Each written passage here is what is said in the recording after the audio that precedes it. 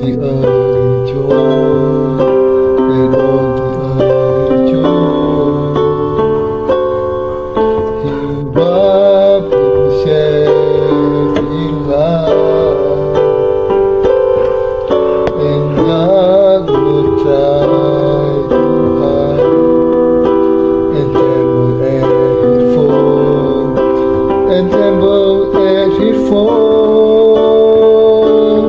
How great is our God?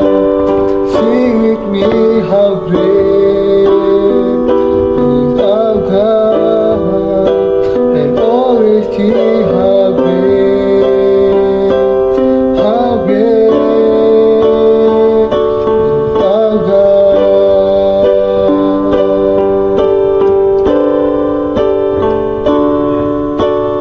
Age to age is there, and time to feel His hand, beginning and the end, beginning and the end.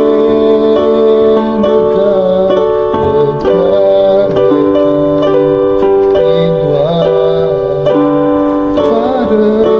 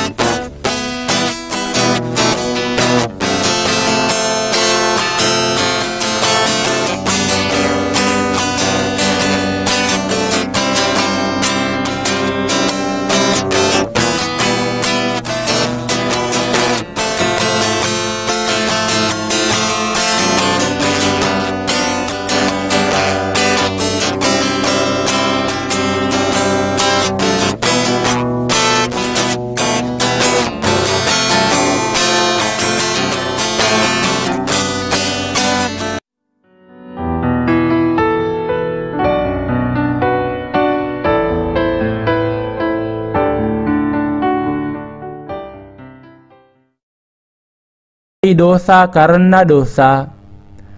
Ia telah menjatuhkan hukuman atas dosa di dalam daging. Allah mengutus anak tunggalnya Yesus Kristus ke dunia ini dan menjatuhkan hukuman atas dosa dalam dagingnya. Menjatuhkan hukuman atas dosa di dalam daging berarti bahwa segala dosa kita dihapuskan dan bahwa dengan itu kita dijadikan tidak memiliki dosa. Kita dibebaskan dari segala dosa kita dengan percaya kepada kebenaran Allah. Untuk bisa memenuhi tuntutan keadilan hukum Taurat, Allah mengutus anaknya untuk menanggung segala dosa kita melalui baptisan dan darah Yesus di kayu salib dan untuk menyelamatkan kita dari segala dosa dunia. Setelah menerima keselamatan, dua jenis manusia muncul. Mereka yang hidup menurut daging dan menetapkan akal budinya kepada perkara-perkara daging, dan mereka yang hidup menurut roh dan menetapkan akal budi mereka kepada perkara-perkara roh.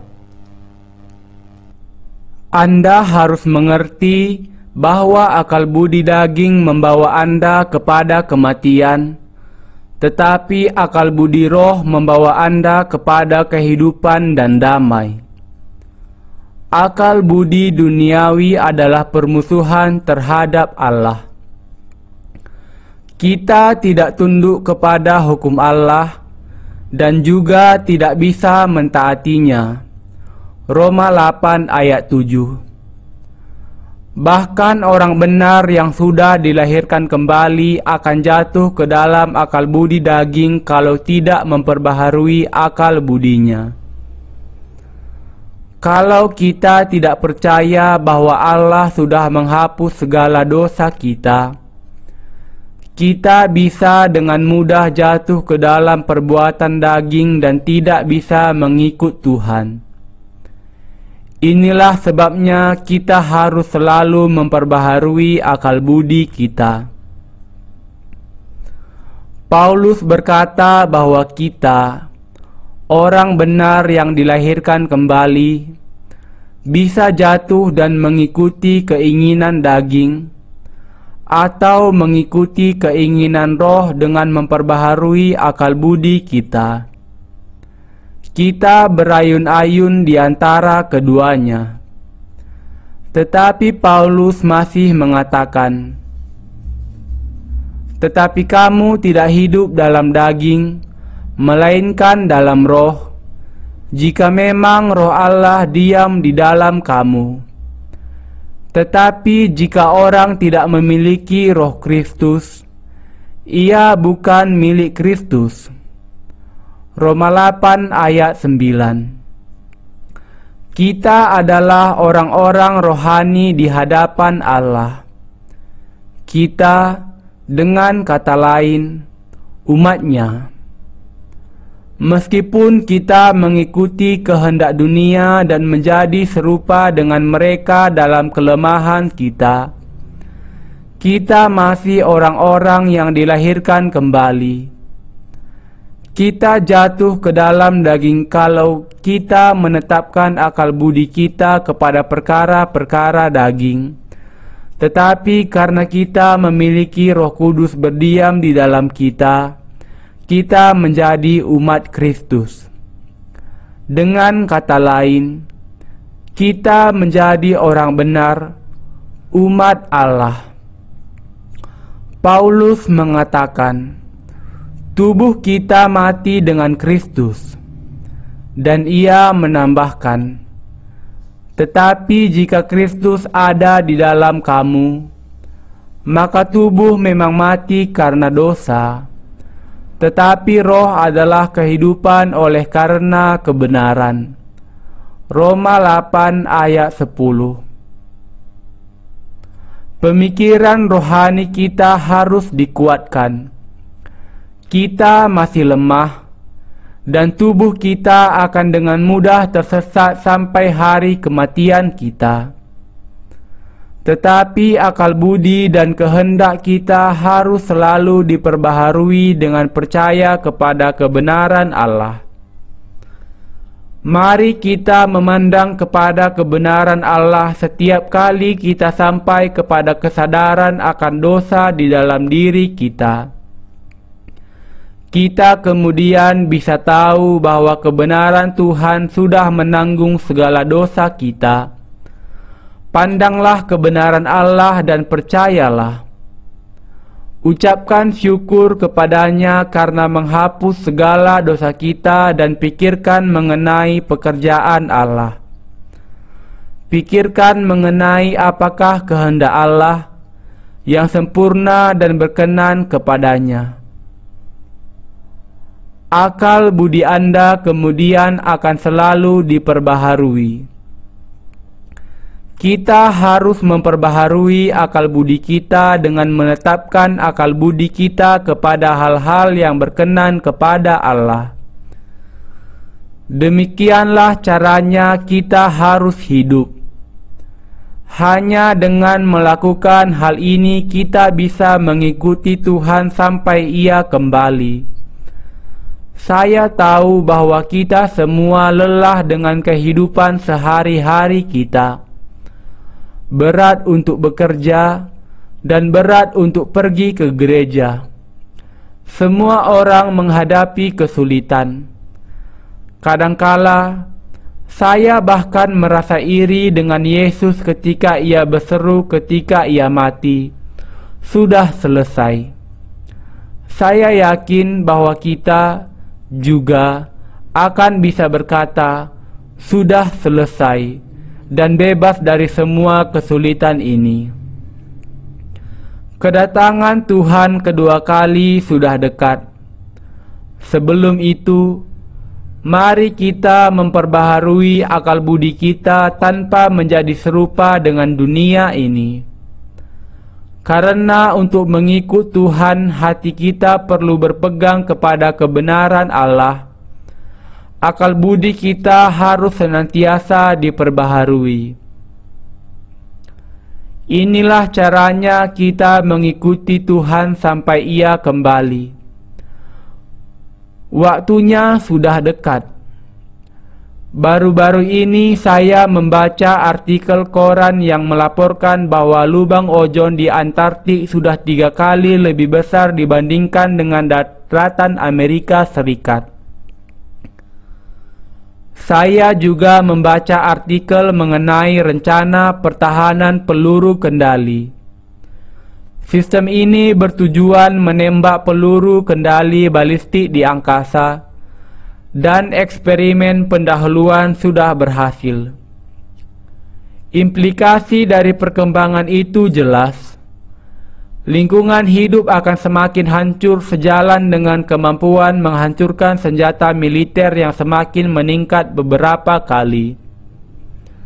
Kalau sebuah negara mengembangkan kekuatan militernya, tidakkah saingannya juga akan mengembangkan kekuatan militernya untuk mengimbangi?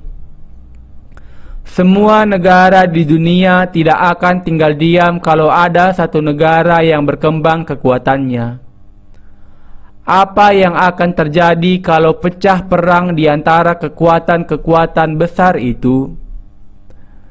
Ketika beberapa negara berusaha mengembangkan senjata nuklir, negara-negara adikuasa berusaha keras untuk menghambat mereka memiliki nuklir. Tetapi coba bayangkan seandainya usaha pencegahan itu gagal dan kemudian negara yang dimaksud bisa menciptakan senjata penghancur massal dan mengancam akan menggunakannya. Saat itu, seluruh dunia pasti juga akan berlomba-lomba mengembangkan senjata baru untuk menghadapi situasi itu. Senjata demikian akan merusakkan dunia ini dengan kekuatan yang jauh lebih besar dibandingkan dengan senjata nuklir. Peperangan tidak lagi dilakukan dengan senjata api seperti dahulu. Membunuh seseorang sama sekali tidak ada kesulitan. seluruh kota atau satu negara bisa dilenyapkan dalam sekejap. Perang nuklir tidak akan bisa dibatasi tempat, tetapi akan menjadi perang dunia. Setelah diluluhlantakkan oleh perang yang demikian, kehancuran yang lebih besar menunggu dalam bentuk bencana alam. Lapisan ozon akan lebih cepat rusak, dan gelombang pasang serta badai akan sering terjadi karena hutan yang sudah tidak ada lagi. Kemudian Antikristus akan muncul dengan kekuatan yang luar biasa dan menaklukkan dunia ini. Anda mungkin berkata bahwa saya melebih-lebihkan skenario ini. Tetapi hakikat manusia pada dasarnya memang jahat. Negara-negara membangun militer dan mengembangkan senjata baru yang tidak akan pernah digunakan untuk kebaikan. Senjata nuklir hanya bisa ditandingi oleh senjata penghancur massal dari jenis yang sama. Negara-negara akan menyerang negara lain sehingga hanya mereka yang akan bertahan. Negara lain akan berusaha mengimbangi semua usaha suatu negara yang berusaha mendominasi dunia. Tidak peduli bagaimana tujuannya, sekali dibuat, senjata nuklir dan kekuatan militer hanya bisa digunakan untuk tujuan yang jahat. Dahulu, Paulus mengatakan kepada orang percaya di Roma supaya tidak menjadi serupa dengan dunia ini, tetapi untuk mengikuti Tuhan dengan hati yang diperbaharui. Ini adalah bagian yang juga sangat cocok untuk keadaan kita yang hidup di zaman ini. Di zaman akhir ini, kita harus bisa membedakan mana kehendak Allah yang baik, berkenan dan sempurna, dan mengikuti Tuhan dengan iman kita. Meskipun kita memiliki banyak kelemahan, Tuhan kita adalah Allah yang Maha Kuasa. Yang Maha Kuasa yang berdiam di dalam kita adalah Roh Kudus. Meskipun tubuh fisik kita lemah, Roh Kudus yang ada di dalam kita sangat kuat. Roh Kudus ini memperbaharui akal budi kita dengan iman kepada firman sehingga kita bisa mengikuti Tuhan. Mari kita bersandar kepada kuasa Roh Kudus, memperbaharui akal budi kita, dan melayani Tuhan. Kalau Tuhan kembali kepada kita sementara kita melayani Dia, kemudian kita akan pergi bersama Dia. Sampai hari kedatangan Kristus, kita akan hidup untuk mengabarkan kebenaran Allah. Perbaharui akal budi Anda dengan percaya kepada kebenaran Allah.